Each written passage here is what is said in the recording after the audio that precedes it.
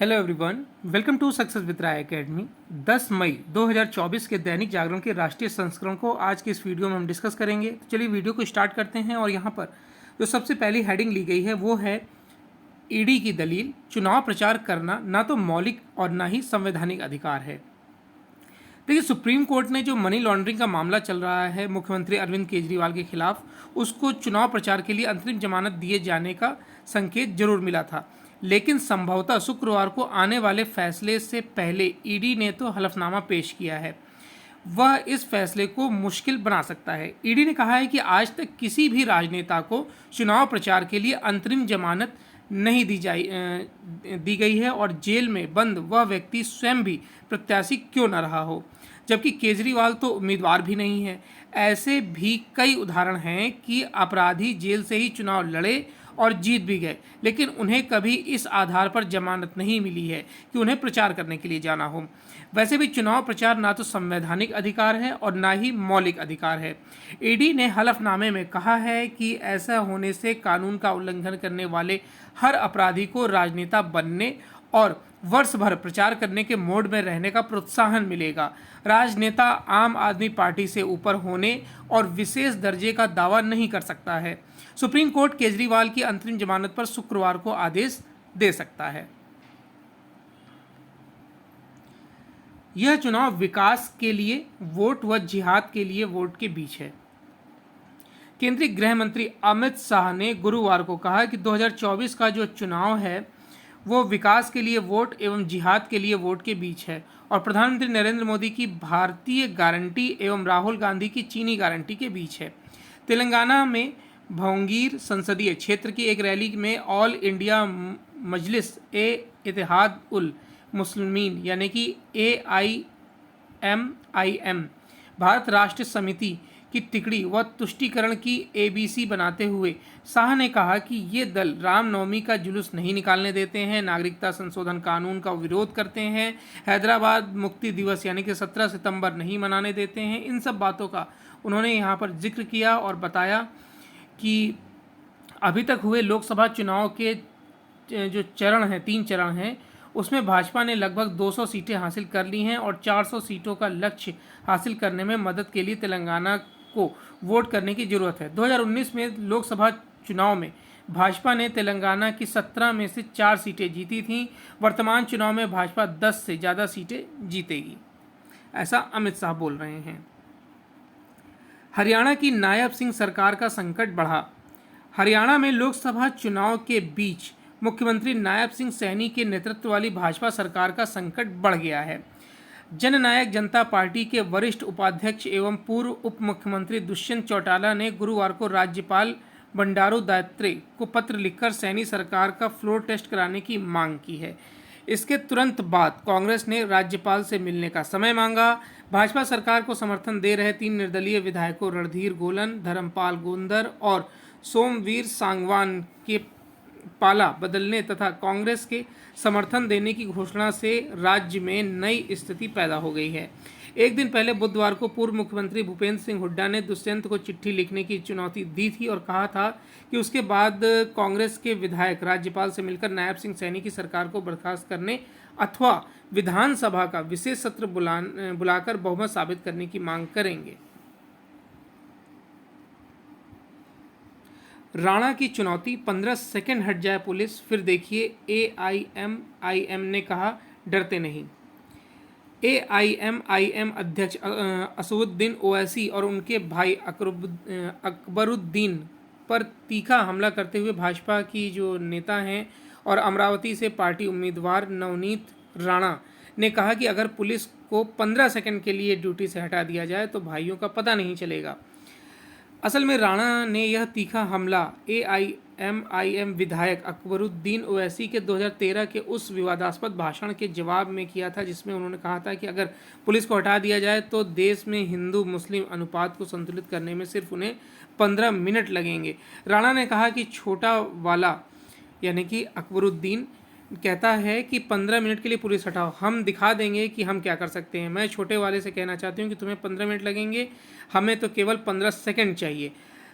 अगर तुम पुलिस हटाओगे तो तुमको पता नहीं चलेगा कि तुम कहाँ गए। यानी कि इस तरीके का प्रचार किया जा रहा है, इस तरीके का जहर उगला जा रहा है। एयर इंडिया एक्सप्रेस के केबिन क्रू की हड़ताल खत्म।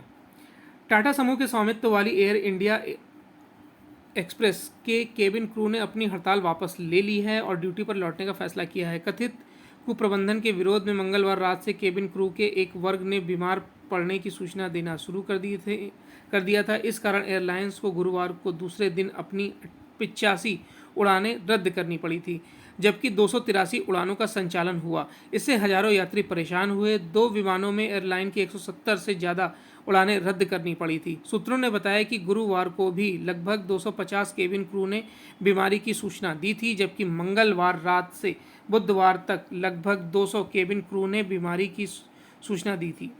इसके बाद एयरलाइन ने लगभग 25 केबिन क्रू को बर्खास्तगी नोटिस जारी किए और उन्हें गुरुवार शाम 4 बजे तक रिपोर्ट करने को कहा था। लेकिन गुरुवार को मुख्य श्रमायुक्त यानी केंद्रीय के कार्यालय से केबिन क्रू एवं प्रबंधन के प्रतिनिधियों के बीच करीब 4.5 घंटे चली बातचीत यानी बैठक के दौरान हड़ताल और बर्खास्तगी नोटिस वापस लेने का निर्णय लिया गया है। भारत को अस्थिर करने में जुटा है अमेरिका, ये स्टेटमेंट दिया है रूस ने। रणनीतिक साझेदार देश अमेरिका की एजेंसियों की तरफ से भारत को कभी धार्मिक आज़ादी के मुद्दे पर तो कभी खालिस्तान समर्थक आतंकी गुरपंत सिंह पन्नू की हत्या की साजिश करने का आरोप लगाकर घेरा जा रहा है। ऐसे में भारत का पुराना रणनीतिक साझेदार देश रूस भारत के समर्थन में खुलकर आया है। रूस ने यहाँ तक कहा कि अमेरिका भारत को अस्थिर करने की कोशिश में है। पन्नू की हत्या की साजिश के मामले में रूस ने कहा कि अमेरिका की तरफ से कोई ठोस सबूत नहीं दिया गया है। जानकर रूस की तरफ से आए इन बयानों को अमेरिका के साथ उसके खराब रिश्तों के संदर्भ में देखा जा रहा है, लेकिन कुछ लोग यूक्रेन विवाद के बाद भारत की तरफ से रूस को किए गए समर्थन से भी इसे जोड़ रहे हैं। रूस के विदेश मंत्रालय के प्रवक्ता मारिया जाखारोव ने कहा कि अमेरिका को भारत के इतिहास और मानसिकता की समझ नहीं है, इसलिए वह लगातार भारत पर धार्मिक आज़ादी के मुद्दे पर आधारहीन आरोप लगा रहा है। इसका कारण यह है कि अमेरिका भारत में आंतरिक संतुलन को प्रभावित करना चाहता है और वह वहां चल रहे आम चुनाव को पेचीदा बनाना चाहता है।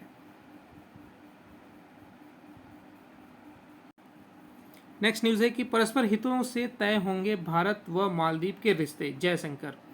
विदेश मंत्री एस जयशंकर ने मालदीव के विदेश मंत्री मूसा जमीर को कूटनीतिक भाषा में बखूबी समझा दिया है कि क्यों दोनों देशों को एक दूसरे के हितों का ध्यान रखना चाहिए। मूसा 2 दिवसीय दौरे पर नई दिल्ली आए हैं। गुरुवार को उनकी जयशंकर के साथ द्विपक्षीय वार्ता हुई है। दोनों तरफ से बताया गया कि विदेश मंत्रियों की बैठक में द्विपक्षीय संबंधों के साथ ही क्षेत्रीय मुद्दों पर विस्तार से बात हुई है। बता दें कि मालदीव में सत्ता परिवर्तन के बाद मोहम्मद मुइज्जू की अध्यक्षता में नई सरकार का गठन हुआ है। राष्ट्रपति मुइज्जू चीन समर्थक हैं और सत्ता में आने से पहले ही वह भारत विरोधी गतिविधियों को हवा दे रहे हैं। उन्हें सत्ता में आने के बाद चीन की सक्रियता भारत के लिए बेहद अहम इस छोटे से द्वीप में बढ़ गई है। विदेश मंत्री जमीर के साथ हुई बैठक को संबोधित करते हुए जयशंकर ने कहा कि बेहद करीबी पड़ोसी होने की वजह से हमारे रिश्तों का विकास आपसी हितों व एक दूसरे की संवेदनाओं का ख्याल रखने से होगा। जहाँ तक भारत का प्रश्न है तो हमारे लिए पड़ोसी प्रथम और सागर यानी कि क्षेत्र के सभी की सुरक्षा और संपन्नता नीति ही आधार है। उम्मीद है कि आज की बैठक में कई क्षेत्रों में हमें एक दूसरे के विचारों को समझने का मौका मिलेगा। अब शेख सलीम चिश्ती की दरगाह पर विवाद, कामाख्या मंदिर बताकर वाद दायर किया गया है। आगरा के ताजमहल के बाद अब नया विवाद फतेहपुर सीकरी स्थित शेख सलीम चिश्ती की दरगाह को लेकर उठा है। माता कामाख्या स्थान आर्य संस्कृति संरक्षण ट्रस्ट, योगेश्वर श्री कृष्ण संस्कृति अनुसंधान संगठन ट्रस्ट, क्षत्रिय शक्तिपीठ विकास ट्रस्ट और अधिवक्ता अजय प्रताप सिंह की ओर से सिविल जज के न्यायालय में वाद दायर किया गया है। वाद में शेख सलीम चिश्ती की दरगाह को कामाख्या माता का मंदिर और जामा मस्जिद फतेहपुर सीकरी को कामाख्या माता के मंदिर का परिसर बताया गया है। कामाख्या माता आदि बनाम उत्तर प्रदेश सुन्नी सेंट्रल वक्फ बोर्ड आदि के इस वाद में गुरुवार को लघु वाद न्यायाधीश मृत्युंजय कुमार श्रीवास्तव के न्यायालय में सुनवाई हुई है।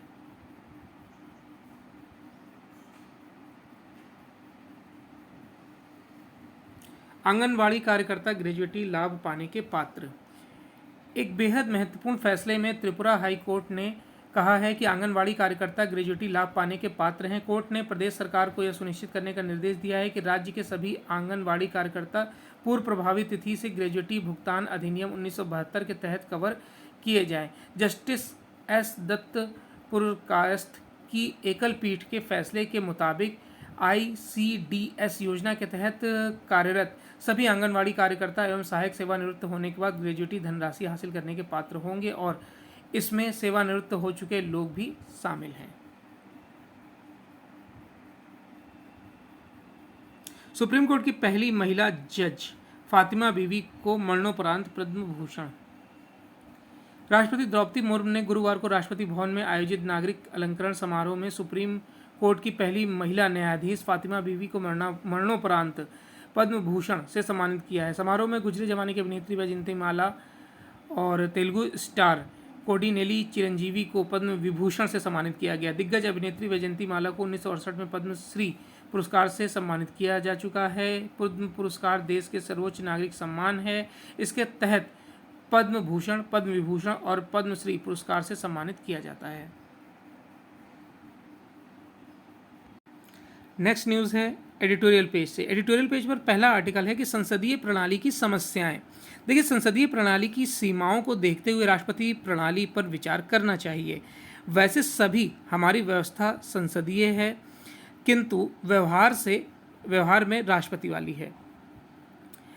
देश में निर्वाचन पर्व चल रहा है। संभावना है कि एक दल की सरकार पूर्ण बहुमत के साथ सत्ता में आएगी। पूर्ण बहुमत की सरकारें वास्तव में हमारी संसदीय प्रणाली का ऐसा उच्चतम शिखर है जो अपने स्वरूप में राष्ट्रपति प्रणाली वाली शासन पद्धति के अनुभूति कराती है।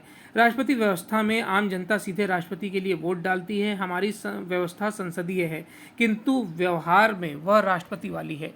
हम नरेंद्र मोदी को ही प्रत्येक चुनाव क्षेत्र में लड़ते हुए देख रहे हैं। भाजपा नेता उन्हीं के नाम पर वोट मांग रहे हैं। एक समय नेहरू जी और इंदिरा गांधी के नाम पर वोट मांगे जाते थे।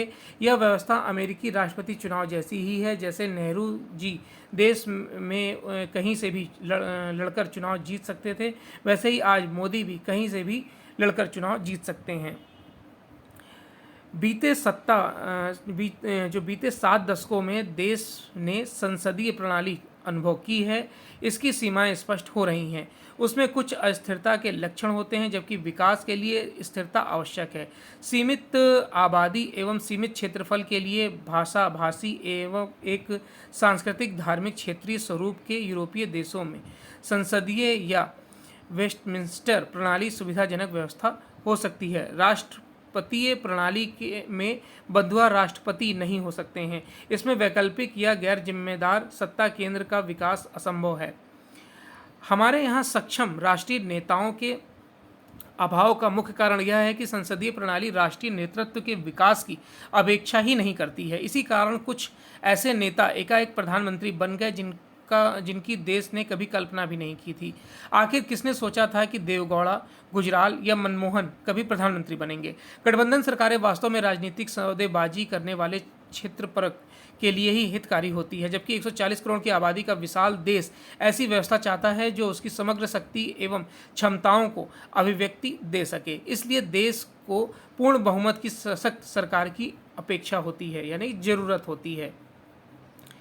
आगे आर्टिकल में बताया गया है, राष्ट्रपति प्रणाली जादू की छड़ी भी नहीं है जो तत्काल सब कुछ सुधार देगी। इसलिए व्यवस्था के चौकीदारों को जागते रहना आवश्यक है। संसदीय प्रणाली सत्ता में भागीदारी की संभावना बढ़ाती है, लेकिन हमारे यहाँ जाति, संप्रदाय, क्षेत्रीय समूहों, दबंगों और भ्रष्ट तंत्र के हितधारकों एवं अलगाववादियों की भागीदारी बढ़ाने लगती है। कई क्षेत्रीय दलों में तो समग्र राष्ट्रीय दृष्टि होती भी नहीं है। भारत की अखंडता उनके लिए महत्व का मुद्दा नहीं बनती है। वे कई बार तो विदेश नीति को भी अपने हिसाब से चलाने की कोशिश करते हैं। चूंकि राष्ट्रपति प्रणाली देश के नागरिकों से सक्षम राष्ट्रीय नेतृत्व विकसित करने की अपेक्षा करती है। नेक्स्ट आर्टिकल है, चुनाव का अर्थ सिर्फ प्रतिनिधि चुनना नहीं है। चुनाव का अर्थ होता है आप अपने विकास को चुनते हैं। आपका जो प्रतिनिधि है वो कितना विकास करवाने में सक्षम है, उसकी छवि क्या है, इन सब को यहाँ पर इंगित किया गया है, जो हम आम जिंदगी में जानते हैं कि हमारा प्रतिनिधि कैसा होना चाहिए, चुनाव कैसा होना चाहिए, चुनाव का महत्व क्या है। तो इस आर्टिकल को हम स्किप करेंगे। अब आते हैं बिजनेस पेज पर। बिजनेस पेज पर जो पहली न्यूज़ है वो शेयर मार्केट की है, इसलिए इसको स्किप करेंगे। रिकॉर्ड मुनाफे से सरकारी बैंक मालामाल। गुरुवार को देश के 2 शीर्ष सरकारी बैंक भारतीय स्टेट बैंक और पंजाब नेशनल बैंक ने पिछले वित्त वर्ष की अंतिम तिमाही और पूरे वित्त वर्ष की वित्तीय परिणाम जारी किए हैं। इससे पता चलता है कि न सिर्फ इन्होंने फंसे कर्ज की समस्या पर काफ़ी हद तक काबू पा लिया है, बल्कि इसका मुनाफा भी खूब बढ़ा है। 2023-24 के दौरान एसबीआई का शुद्ध लाभ 61,077 करोड़ रुपए यानी कि 21.59% की वृद्धि हुई है और पीएनबी का लाभ 8,245 करोड़ रुपए यानी कि 229% और केनरा बैंक का शुद्ध मुनाफा 14,544 करोड़ रुपए रहा है। उक्त तीनों बैंकों ने अतिरिक्त लाभांश का ऐलान किया है। बैंकों का मुनाफा असलियत में वर्ष 2021-22 से सुधारना शुरू हुआ है। महंगे होम और ऑटो लोन से लगातार तीसरे साल घट सकती है घरेलू बचत। होम और ऑटो लोन पर बढ़ते ब्याज के चलते लगातार तीसरे साल वित्त वर्ष 23-24 में घरेलू बजट में गिरावट आने का अनुमान है। हालांकि पर्सनल लोन पर आरबीआई के अंकुश से 2024-25 में यह प्रवृत्ति उलट सकती है। सांख्यिकी एवं कार्यक्रम क्रियान्वयन मंत्रालय की ओर से जारी ताज़ा राष्ट्रीय खाता सांख्यिकी 2024 के अनुसार शुद्ध घरेलू बचत 3 वर्षों में 2022-23 तक 9 लाख करोड़ रुपए की गिरावट के साथ 14.16 लाख करोड़ रुपए रह गई है।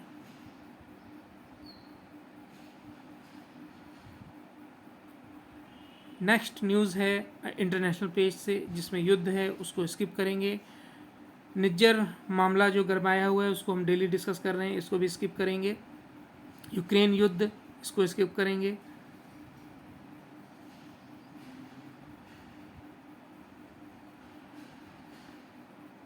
चलिए, तो ये आज का यानी 10 मई 2024 का दैनिक जागरण का राष्ट्रीय संस्करण था। आई होप आपको वीडियो अच्छा लगा होगा। अगर वीडियो अच्छा लगा हो तो लाइक और शेयर कर दीजिएगा। वीडियो देखने के लिए धन्यवाद।